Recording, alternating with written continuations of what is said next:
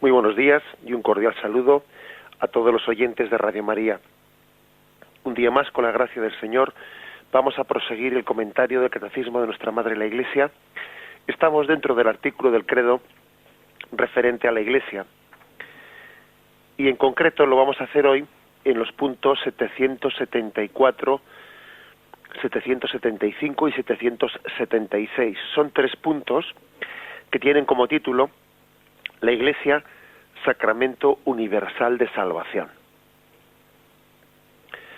Vamos a leer el primer punto y hacemos un comentario.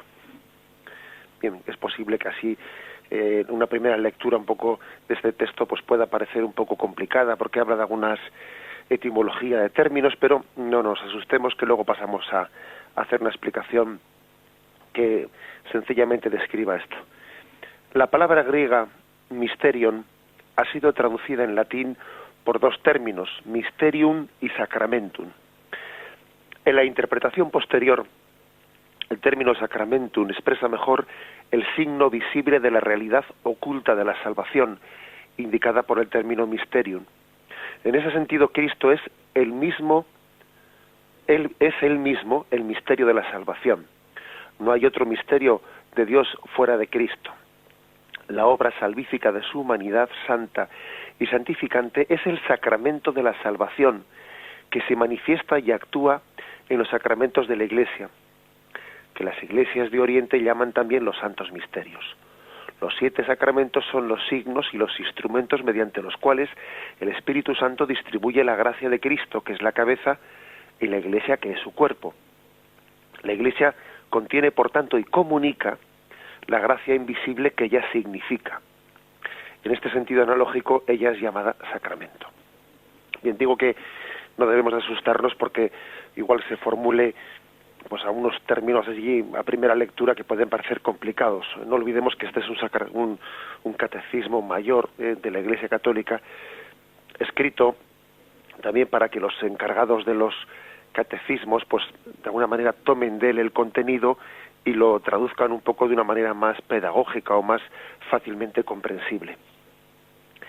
Bueno, aquí hay una afirmación importantísima, ¿no? El hecho de decir que la Iglesia es sacramento de salvación.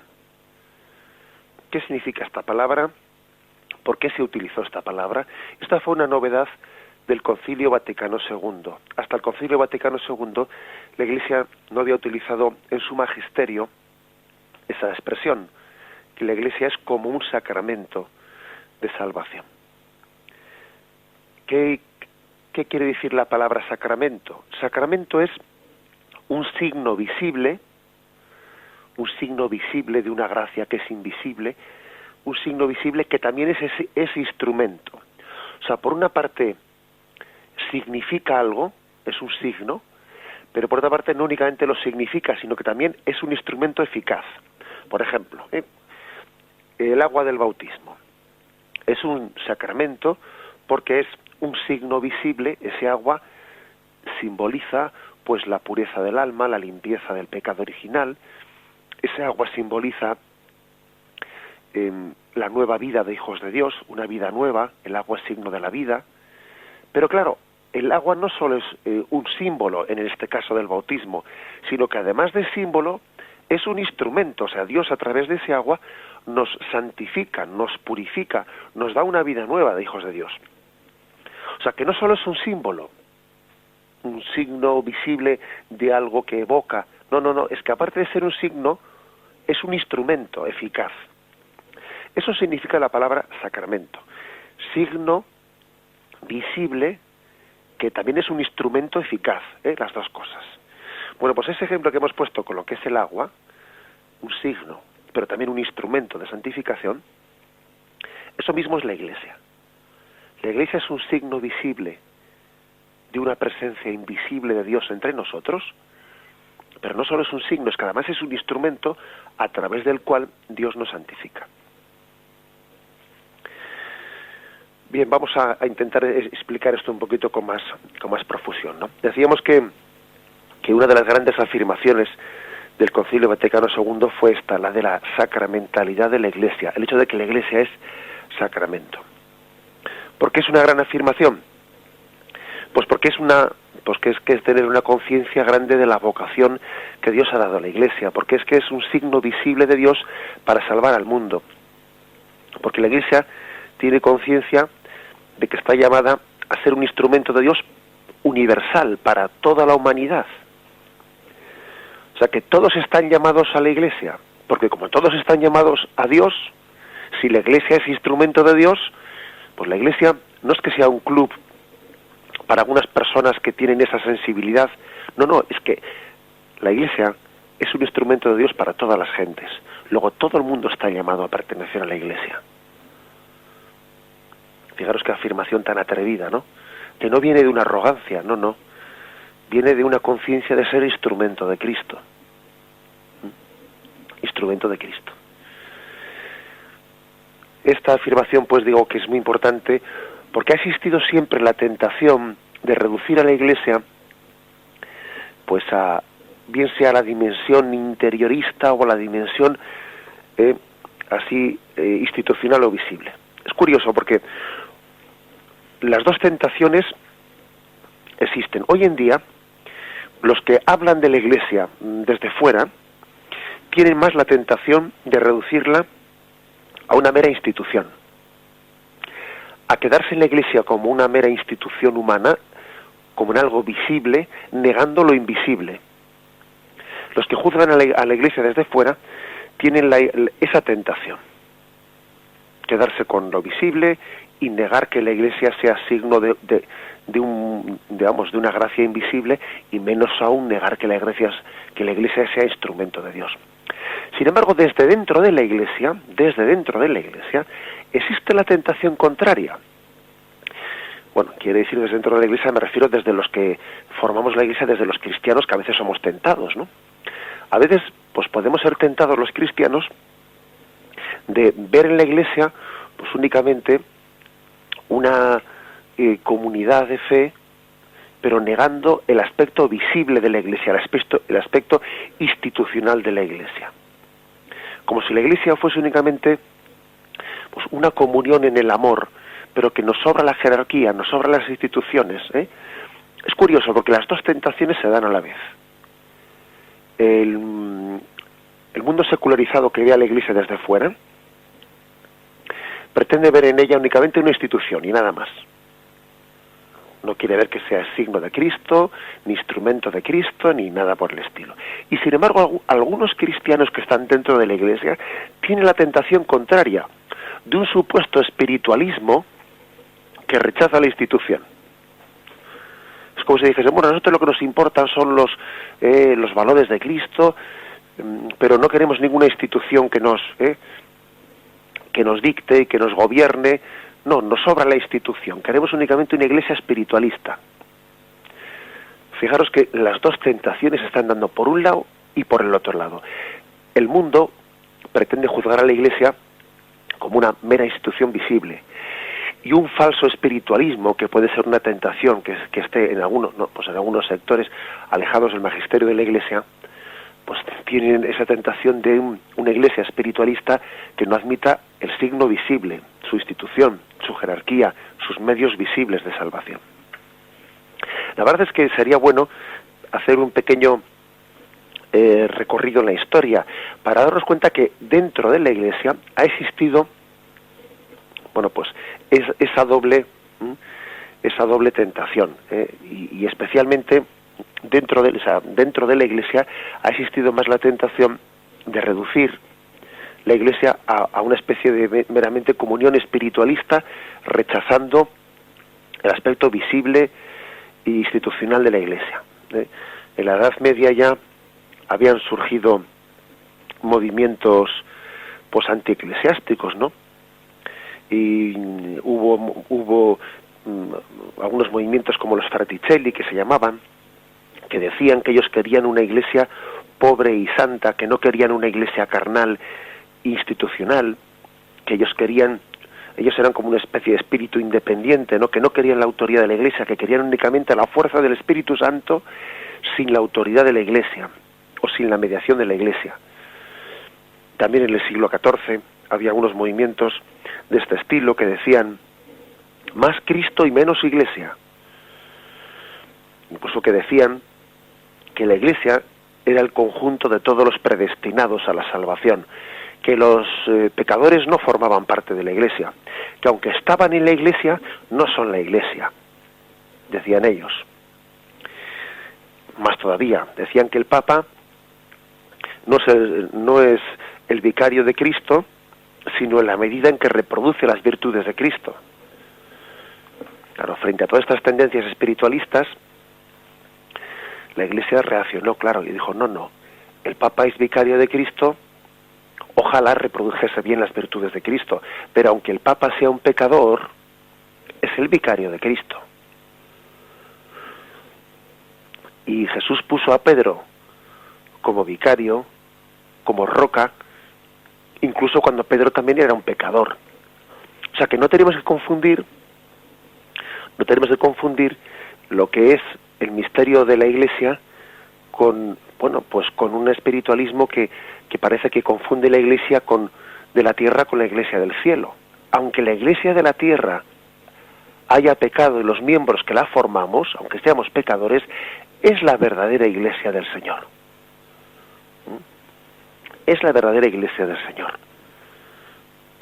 No debemos de escandalizarnos por el hecho de que los que formamos parte de esta Iglesia seamos pecadores.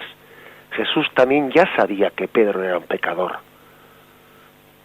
Y no por eso dejó de elegirle como roca sobre la que fundar su Iglesia. Por lo tanto, ojo con una tentación que siempre ha existido, que es una tentación que ha podido, que especialmente se fragua dentro de la Iglesia con buena intención, porque todas las herejías han tenido una buena intención. Y estas herejías espiritualistas tenían la intención también, la buena intención de reaccionar, frente a una parte del clero, que era poco espiritual, que estaba muy apegado a sus beneficios eclesiásticos, y etcétera. Pues todo eso es verdad. O sea, es decir, el contexto histórico en el que surgieron estas tentaciones, pues ya se entiende contra qué querían reaccionar. Pero claro, el demonio que es astuto, a la hora de reaccionar frente a una iglesia institucional poco santa, pues el demonio saca provecho y pretende una reacción en la que uno se aleja de la Iglesia, se avergüenza de la Iglesia visible, jerárquica, institucional, y pretende que la Iglesia sea meramente una especie de comunión espiritual sin ningún tipo de institución, ni de jerarquía, ni de nada. No, eso es falso. Es falso. Y ahí en ese contexto está la reforma de Lutero. Que Lutero, para él, dijo que la Iglesia iba a ser únicamente una llamada espiritual, y él negaba la institución de la Iglesia, llegando a decir Lutero que toda mediación humana corrompe la gracia de Dios y la pureza de la palabra de Dios. Por eso decía Lutero que a él le sobra toda mediación humana, él no quiere ningún mediador entre Dios y los hombres. Bueno, pues esa es una gran tentación. Dios ha querido esa mediación. Y esa mediación ha sido en primer lugar Cristo, y en segundo lugar ha sido la Iglesia, que prolonga la mediación de Cristo. Eso que dice Lutero, que él le sobran todas las mediaciones humanas, bueno, pues la verdad es que el Señor ha hecho otra cosa. El Señor quiso mediaciones humanas. Y él, cuando eligió a sus 12 apóstoles, sabía que iban a ser una mediación a través de la cual los hombres iban a conocer a Cristo por la predicación de esos 12 apóstoles. Por eso dijo que es tan importante la afirmación del Concilio Vaticano II de que la Iglesia es sacramento visible, porque eso es entender que la eclesiología, que la explicación de lo que es la Iglesia es una prolongación de la encarnación. Dios se hizo carne, habitó entre nosotros. Bueno, pues la Iglesia prolonga la encarnación, porque la carne de Cristo era visible, y la Iglesia es visible, y no nos avergoncemos de esa visibilidad de la Iglesia. Para nosotros la eclesiología es la prolongación de la encarnación, mientras que a veces estas tendencias así un poco protestantes pretenden hacer una eclesiología que no es prolongación de la encarnación, sino que es una prolongación de una cierta especie de espiritualismo, una presencia del Espíritu Santo, pero un poco así difusa. No, la Iglesia es visible. Vamos pues a hacer esta meditación y tengamos en cuenta que hay, por lo tanto, dos tentaciones. La tentación de ver en la Iglesia únicamente una institución que no es signo de la gracia de Dios, que no es instrumento de Dios, únicamente una mera institución sin más, y la otra tentación, la tentación de pretender que la Iglesia sea pues una especie de comunión espiritualista, pero que le sobra la institución, que como que tenía que desprenderse de ella. Pues no tiene que desprenderse de ella. Porque un sacramento, si tú te desprendes del agua, has perdido el sacramento. El agua es el signo visible de la gracia de Dios. Y el sacramento necesita el signo visible, el pan, el vino, el agua, el aceite. El signo visible a través del cual Dios actúa. Pues la Iglesia es el signo visible a través del cual Dios actúa. Y no nos avergoncemos de esa visibilidad, aunque a veces se le vean los pecados, como se le veían a Pedro. Jesús no se asusta de eso.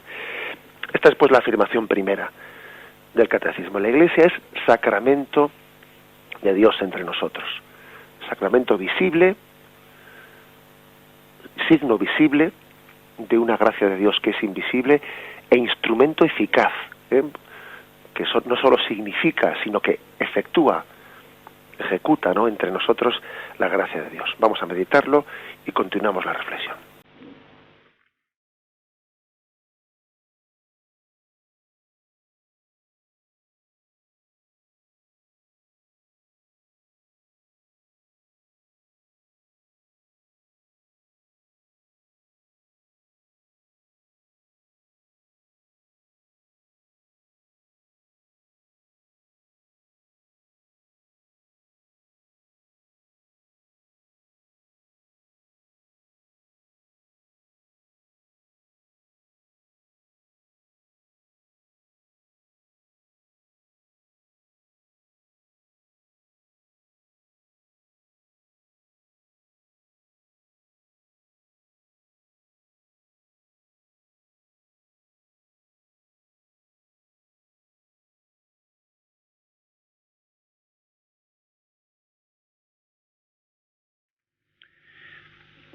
Bien, por lo tanto, la Iglesia entiende su ser, entiende su esencia, prolongando lo que es el ser de Cristo.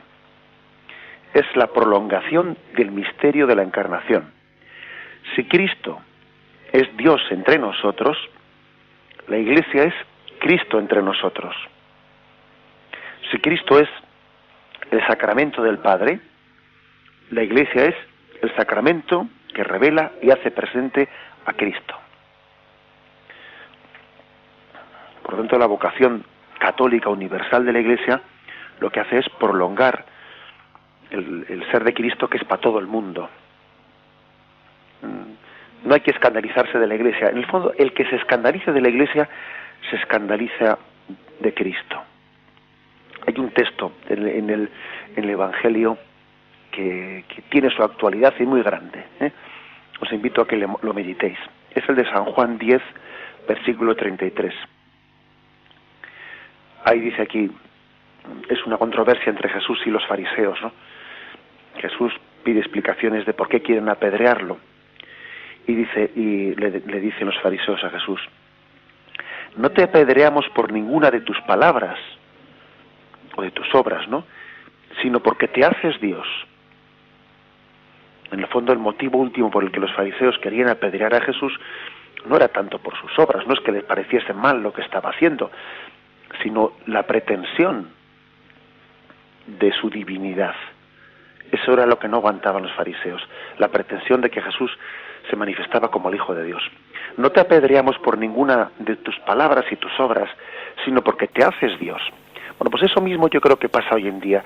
Lo que más molesta de la Iglesia no es tanto las cosas que hace, ni incluso que dice. Bueno, yo creo que las que dice igual, pero bueno, a mucha gente le parece bien las obras sociales de la Iglesia, eso no, pero lo que más le molesta de la Iglesia es que tenga conciencia de ser sacramento visible de Dios entre los hombres.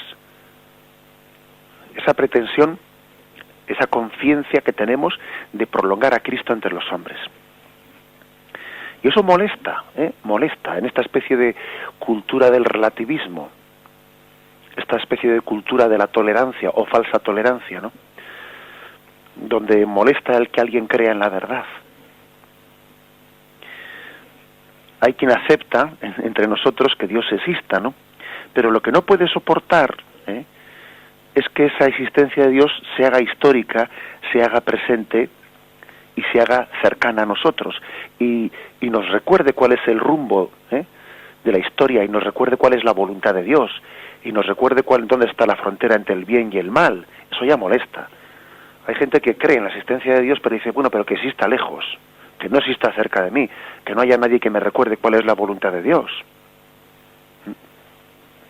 Igual que en tiempos de Jesucristo, molesta también la cercanía de Dios entre nosotros en la Iglesia. El hombre, aun creyendo en Dios, a veces prefiere un ser lejano que le permita hacer de su capa un sayo, ¿no? Que le permita determinar por sí mismo qué está bien y qué está mal, ¿no? No es que rechace a la Iglesia por sus pecados, sino porque le rompe esa idea cómoda de un Dios que está lo suficientemente lejos, ¿no? Como para que no me moleste. Por eso escandaliza lo de la sacramentalidad de la Iglesia, lo de que la Iglesia es un signo concreto, visible de Dios junto a mí, que camina junto a mí, porque a veces nuestra cultura quiere un Dios que viva un poco más lejos. Es curioso, porque a veces echamos en cara dónde está Dios cuando ocurre alguna desgracia y luego por otra parte nos molesta que esté tan cerca, cuando nos recuerda su voluntad o cuando de alguna manera nos está dictando, nos está recordando en nuestra conciencia pues la frontera entre el bien y el mal. Nos quejamos de que esté lejos a veces y otras veces nos quejamos de que esté tan cerca. Esta es la paradoja y ese es el motivo por el que hay una resistencia, ¿no?, a aceptar el ser de la Iglesia, de que la Iglesia es un sacramento visible de Cristo entre nosotros. Hay resistencia, ¿no?, a aceptar eso. Bien, por eso, demos un paso más y hay que decir que es importante, pues esto que estamos diciendo de que la Iglesia es sacramento, porque la misma forma de ser del hombre, la misma estructura del hombre es sacramental, es decir, todo pensamiento, todo afecto humano necesita algún signo visible, la mediación del cuerpo. Por ejemplo, si alguien en su corazón ama, necesita una sonrisa, necesita un beso, necesita un regalo. Es decir, el hombre mismo necesita de signos visibles. El hombre mismo tiene una estructura, una forma de ser sacramental. No somos meramente un espíritu puro, tenemos un cuerpo con el que tenemos que expresarnos. Y si alguien ama, besa. Si alguien ama, sonríe. Si alguien ama, da un regalo. Es decir, nosotros tenemos necesidad de signos visibles, que no somos ángeles. Somos hombres con cuerpo y alma, y nuestra corporalidad, pues, hace necesario el sacramento, el signo visible. Por eso la Iglesia es necesaria para nosotros. Por eso Dios, que es un buen padre y un buen pedagogo, Él entendió que necesitábamos de la Iglesia, porque nosotros necesitamos de signos visibles, ¿no?, para entender la gracia de Dios que es invisible. Por eso Dios, digamos, se ha acomodado a nosotros, o sea, se ha adaptado a nosotros para que le entendamos. Y entonces a veces es curioso, ¿no?, que luego nos escandalizamos de que Dios haya hecho este esfuerzo tan grande de adaptación a nosotros. Nos quejamos de que Dios es un misterio y luego, sin embargo, cuando coge un rostro humano, pues decimos, pero ¿cómo puede ser? Bueno, pero no te habías quejado de que Dios es un misterio. Pues por eso precisamente Él coge un rostro humano para que tú le puedas conocer más de cerca, Luego no te escandalices de una cosa y de su contraria, porque las dos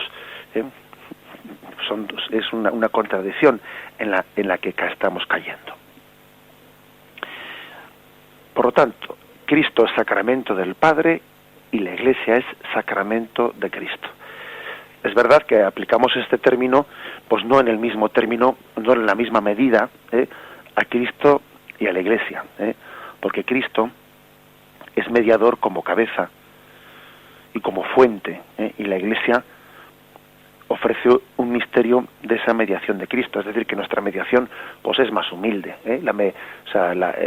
Cristo es sacramento del Padre, pues en un sentido mucho más puro, mucho más original, pero aunque sea de una manera mucho más pura, la de Cristo, también la Iglesia es sacramento de Jesucristo.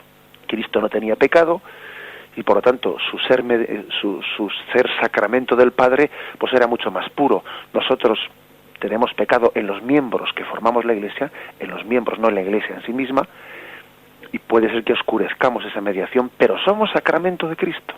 La Iglesia es sacramento de Cristo. Prolongando y participando, ¿no?, de ese ser de Cristo. Un matiz. Cuando decimos que la Iglesia es sacramento de Cristo, no estamos afirmando que haya 8 sacramentos. Ya sabemos que en nuestro catecismo se nos habla que hay 7 sacramentos que son los que Cristo instituyó. Bautismo, confirmación, Eucaristía, penitencia, 7 sacramentos. Por lo tanto, decir que la Iglesia es sacramento no es decir que ahora son 8. De hecho, el Concilio Vaticano II, el Catecismo, dice que la Iglesia es como un sacramento, o sea, en el sentido un poco metafórico. Algunos han expresado esta aparente contradicción, que no es contradicción, pues con el ejemplo de una mano y unos dedos. La Iglesia es como una mano, de la cual salen 7 dedos. La Iglesia es sacramento y de esa mano salen 7 dedos, que son los 7 sacramentos. Es como el sacramento madre, del cual salen 7 sacramentos, los fundados por Jesucristo. Digo esto pues para responder a la aparente contradicción de que nosotros, pues hemos hablado de que los sacramentos son 7 y ahora se habla de la Iglesia como el sacramento de Cristo. Pero fijaros que se dice un poco como el sacramento de Cristo. En resumen, frente a algunas tendencias, pues así un poco de tendencia protestante, por ejemplo, que Lutero y Rousseau y algunos decían, ¿cuánto mediador hay entre Dios y los hombres? No queremos tantos mediadores. Se quejaban de que la Iglesia era una mediación, ¿no? Y ellos decían, queremos tener contacto directo con Dios, ¿no?, sin ninguna mediación entre Dios y nosotros. Pero curiosamente, cuando Lutero quiere suprimir la mediación de la palabra de Dios, de los apóstoles, de la predicación de la Iglesia, cuando él pretende ir a la fuente, él dice, yo quiero ir a la fuente pura de la palabra de Dios sin que nadie me la ensucie transmitiéndomela. Cuando Lutero hace eso, les somete al arbitrio de cada uno, de cada hombre en particular. Uno pretende quitar a la Iglesia como mediación entre Dios y nosotros, y entonces es mi propia subjetividad, mi propio relativismo, el que hace de mediación entre Dios y yo.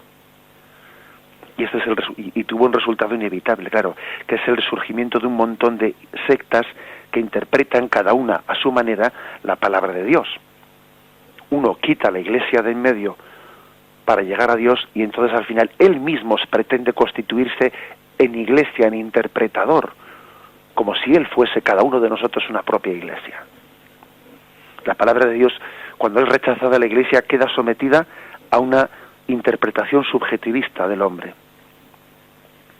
Se rechaza la tradición, el magisterio de la Iglesia, y entonces resulta que se cae en un subjetivismo.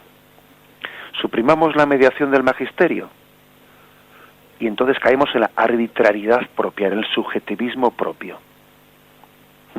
Es justamente la mediación de Cristo, la mediación de la Iglesia, la que nos permite llegar al agua pura de la palabra de Dios. No rechacemos las mediaciones, porque las mediaciones son un don de la misericordia de Dios para llegar a nosotros. Cristo fue una mediación del Padre. La Iglesia es una mediación de Cristo. Y es el hecho ahora de que 2000 años después podemos tener pues, la gracia de conocer la originalidad del Cristo primero, pues gracias a la mediación de la Iglesia, que si no habríamos perdido memoria de Cristo y ya ni nos acordaríamos de que había existido. Hoy podemos conocer a Cristo con la misma pureza en la que Él se presentó, ¿no?, en los primeros siglos. La conclusión de esto que estamos exponiendo pues es clara. Decir que la Iglesia es sacramento de Cristo, pues es entender de cómo hay esas dos dimensiones, son inseparables, ¿no? No permitamos nunca que se nos pretenda separar Iglesia institucional de Iglesia espiritual, no permitamos nunca, ¿no?, esa especie de bisección, pues que es totalmente inaceptable. La espiritualidad católica es una espiritualidad de la encarnación, la espiritualidad que siente el gozo de ver a Dios en Cristo y el gozo de ver a Cristo en la Iglesia. Las herejías han sido que siempre, la palabra herejía, no sé si sabéis qué significa elección, es decir, elegir una cosa frente a otra, elegir dentro de lo que es la Iglesia, elegir la institución o el ser espiritual. No, nosotros no elegimos una cosa frente a la otra, sino que integramos las dos. Cristo es Dios y es hombre. Algunas herejías decían que Cristo era únicamente Dios y otras herejías decían que Cristo era únicamente hombre. Algunas herejías afirman que la Iglesia es únicamente institución humana y otras que la Iglesia es únicamente comunión espiritual. Las herejías siempre son elección, que eso significa el término de la palabra. Nosotros, sin embargo, en nuestra espiritualidad católica tenemos que integrar. Y nosotros no decimos Cristo, Dios o hombre, Iglesia, institución o lugar del Espíritu, sino que decimos y, no decimos o, sino decimos sí, Cristo, Dios y hombre verdadero. La Iglesia, institución y cuerpo místico de Cristo, las dos cosas son afirmadas. Esta es la forma en la que el término de Iglesia, sacramento de Cristo, pues lo significa. Bien, el punto 775 del Catecismo dice así: la Iglesia es en Cristo como un sacramento o signo e instrumento de la unión íntima con Dios y de la unidad de todo el género humano. Ser el sacramento de la unión íntima de los hombres con Dios es el primer fin de la Iglesia. Como la comunión de los hombres radica en la unión con Dios, la Iglesia es también el sacramento de la unidad del género humano. Esta unidad ya estaba comenzada en ella porque reúne hombres de toda nación, lengua, de toda nación, raza, pueblo y lengua. Al mismo tiempo, la Iglesia es signo e instrumento de la plena realización de esta unidad que aún está por venir.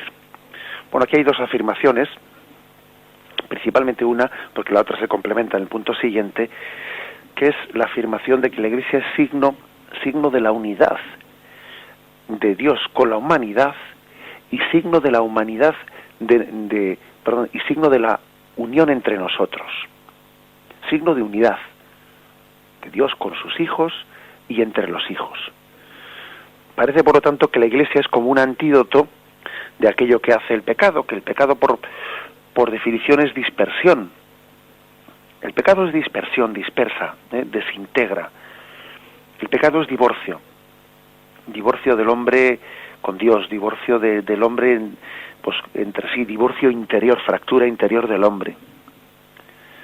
El pecado es Babel, cada uno a lo suyo, sin capacidad de entenderse uno con otros, fraccionándose, unos sintiéndose el hombre enemigo del hombre, sintiéndose que cada uno le hace la competencia al otro, sintiéndose casi estorbándose uno al otro. El pecado da una sensación de que mi hermano me estorba. Sin embargo, la gracia de Dios me hace entender lo contrario, que mi hermano no es un estorbo, sino que mi hermano es una comunión de amor. La Iglesia, pues, se ve muy bien reflejada en esa imagen de Cristo que llora allí al otro lado del torrente Cedrón al ver Jerusalén. Jerusalén, Jerusalén, cuántas veces he querido reuniros como la gallina a sus polluelos bajo las alas. Bueno, pues la Iglesia es esa imagen. Cristo que bajo sus alas reúne a sus polluelos, que tiene una tendencia un poco terca de querer dispersarse. La Iglesia pues es la convocación, la unidad. Si algo anhela un padre y una madre, es ver a sus hijos unidos. Eso me lo entenderán perfectamente los oyentes, pues que igual puedan tener, pues bueno, pues el pequeño o el gran drama, ¿no?, de ver a hijos peleados entre ellos, hijos divididos, con mala relación. Y uno dice, bueno, lo que anhela un padre y una madre es la unión entre sus hijos. Por eso la Iglesia es signo de la unión de Dios con los hombres y signo de la unión entre toda la humanidad. Que la Iglesia, que el mundo sea una familia. Eso es lo que pretende la Iglesia. La Iglesia sueña, anhela, intenta ser un instrumento para que el mundo sea una familia, para que no seamos unos pues competencia para los otros, para que sintamos como hermano aquel prójimo que Dios ha puesto junto a mí y también el que está más lejos, para que nos sintamos católicos, es decir, universales, hermanos, para que esta Iglesia sea una gran Pentecostés, donde todos nos entendemos, donde todos hablamos el mismo idioma, para que esta Iglesia sea la anti-Babel, todo lo contrario a la Torre de Babel, para que la Iglesia sea un lugar de comunión donde todos hablemos el mismo idioma, el idioma del Espíritu, el idioma de la fe. Esta afirmación, ¿no?, del punto 775 se ve complementada en el último punto que hoy comentamos.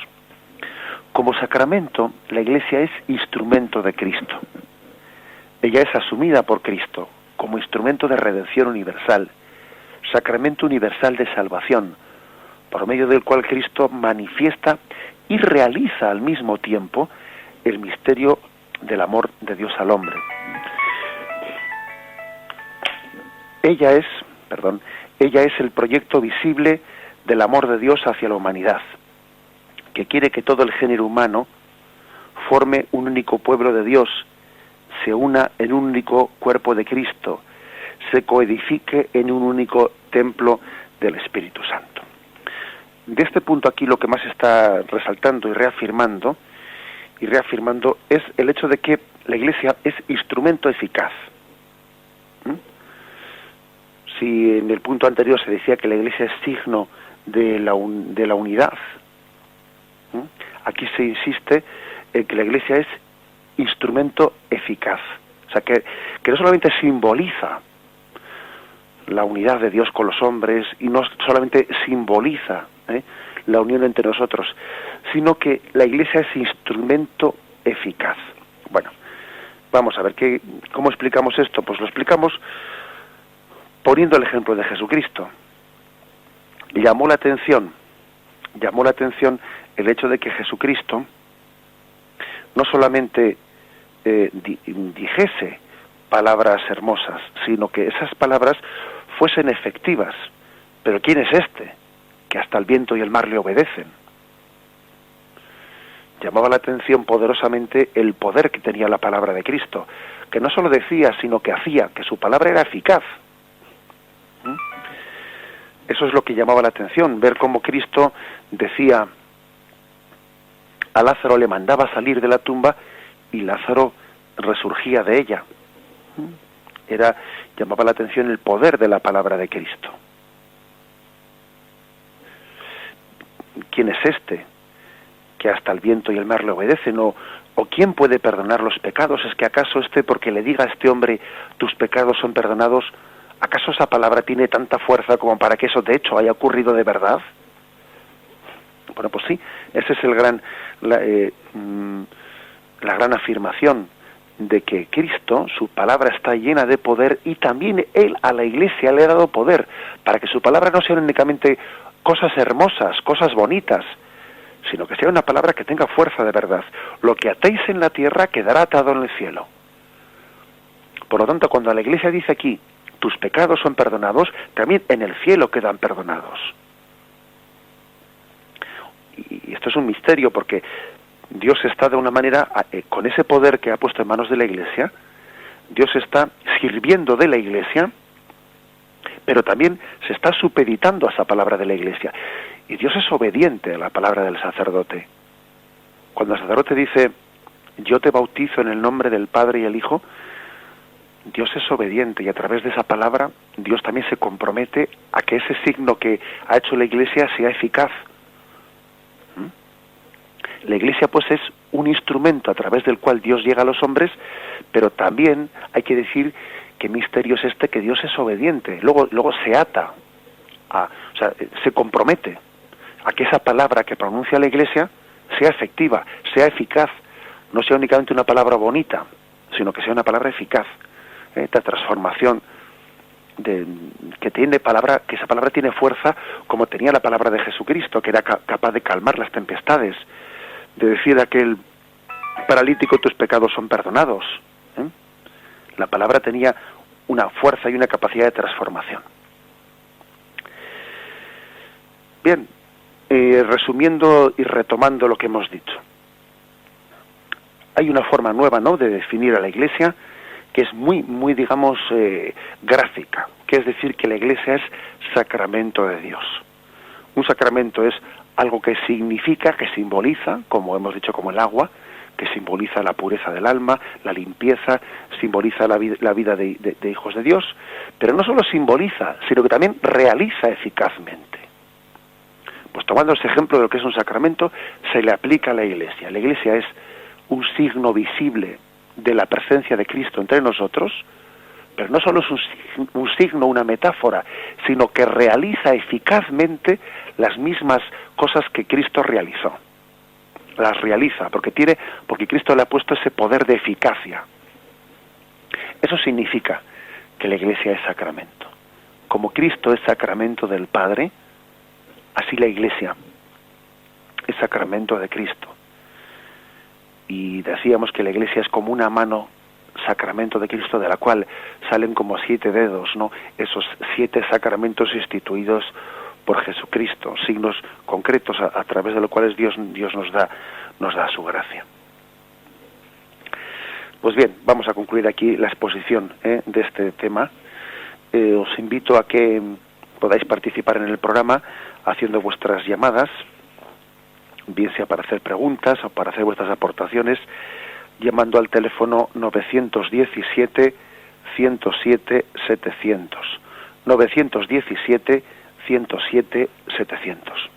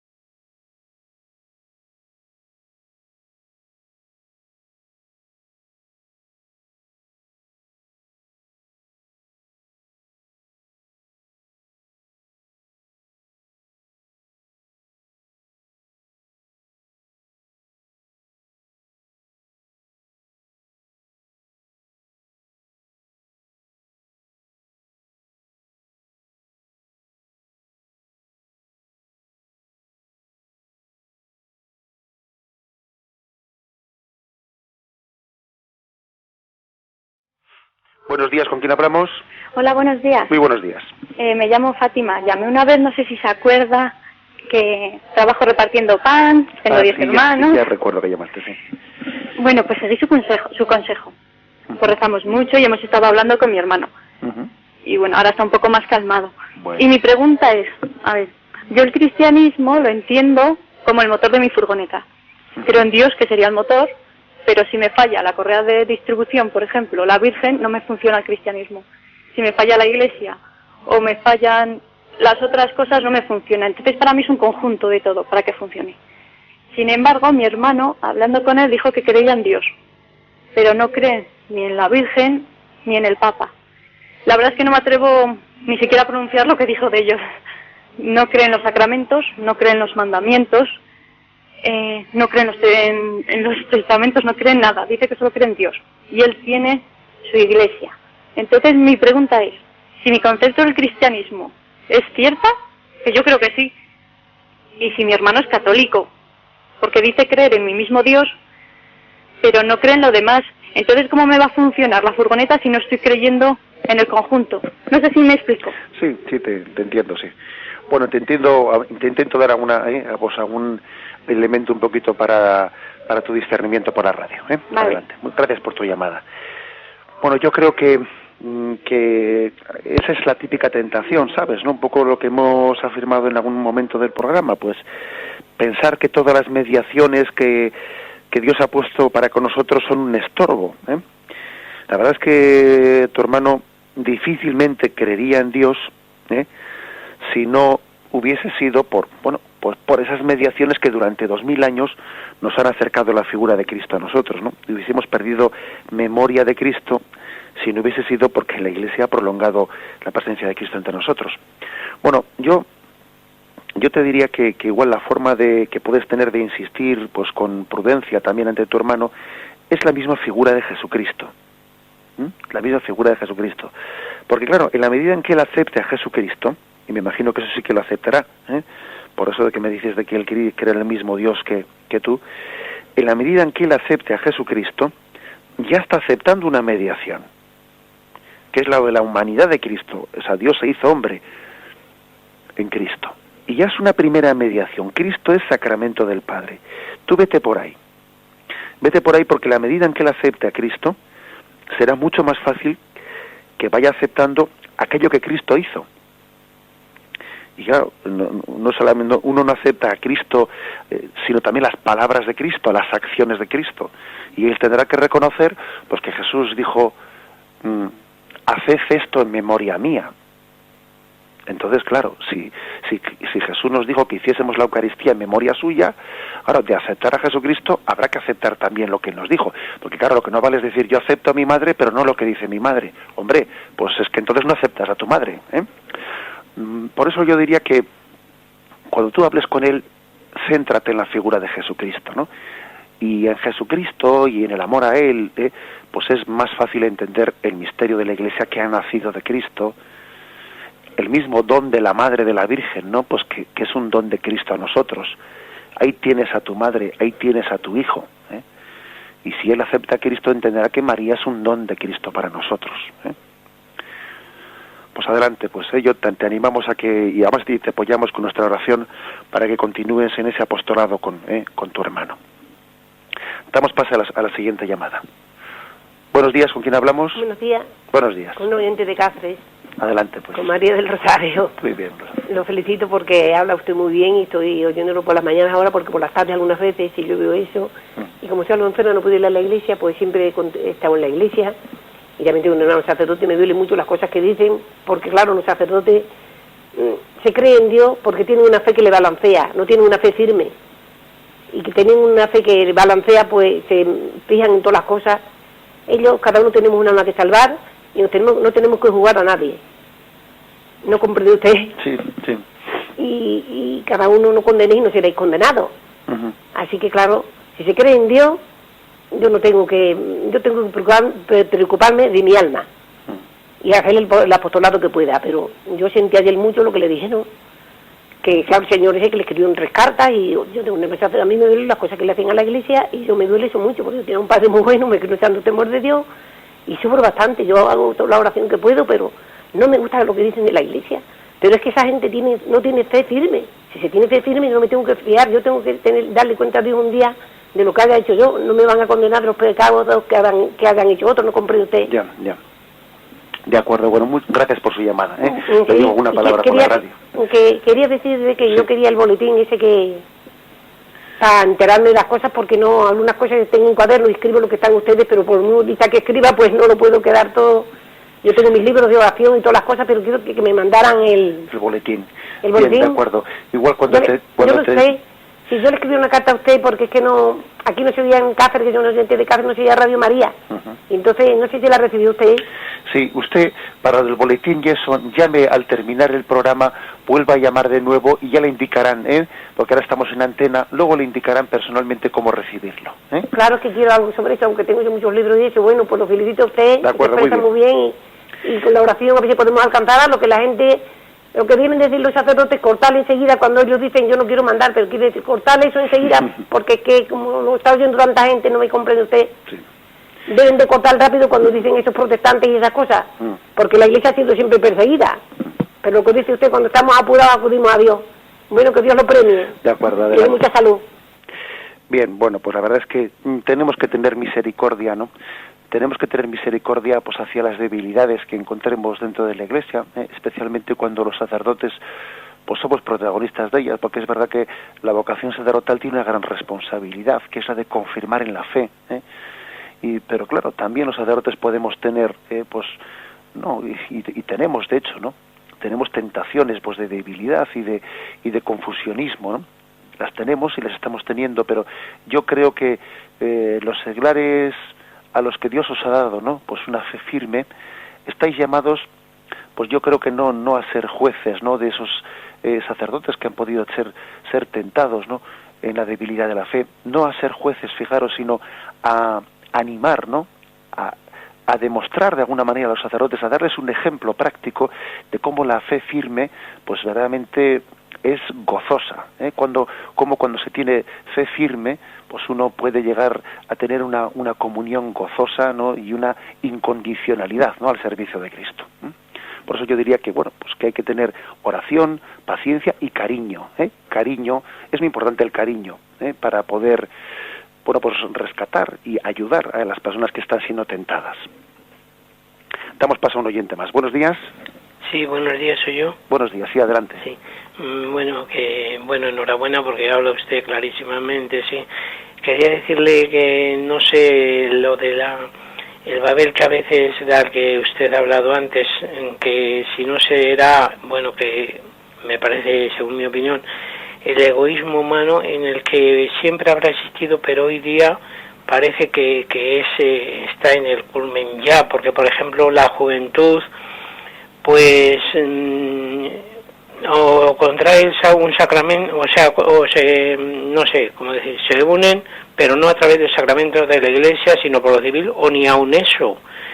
Y aún más, varios de los que contraen el sacramento del matrimonio, lo del número de hijos, lo de tener hijos es una carga. No sé hasta qué punto en qué estamos fallando los católicos o la Iglesia, que la juventud pues no es la Iglesia el centro al que más acuden, por desgracia. De acuerdo. Sí. Bien, vamos, le contesto por la radio entonces, un poco brevemente. Bueno, vale, pues muchas gracias y perdone. De acuerdo. Muy amable, gracias. Bien, pues hombre, le respondo brevemente porque tenemos ya el tiempo encima, pero es cierto que, pues que esa alergia a la comunión, por ejemplo, matrimonial, esa alergia pues al mismo sacramento del matrimonio, estable, permanente, ¿no? Y esa alergia también, ¿no? Esa mentalidad antinatalista, etcétera, no deja de ser todo ello un indicio pues de esa torre de Babel a la que hace referencia el oyente, porque el pecado disgrega, el pecado divorcia, nos divorcia con Dios, nos divorcia entre nosotros, nos divorcia interiormente también. El hombre esclavo del pecado es un hombre divorciado con sí mismo, con su hermano, con Dios. Todo eso es consecuencia de la torre de Babel. Mientras que por el contrario, cuando somos sanados por la gracia de Cristo, somos un hombre comunión en la Iglesia, comunión entre nosotros, ¿no? Comunión con Dios, comunión en el seno de la Iglesia. Creo que es una buena manera de concluir y exponer todo lo que hemos dicho. Estamos llamados a vivir en comunión, y esa comunión Dios nos la ofrece en el seno de la Iglesia. Concluimos de esta forma la exposición del Catecismo. Alabado sea Jesucristo.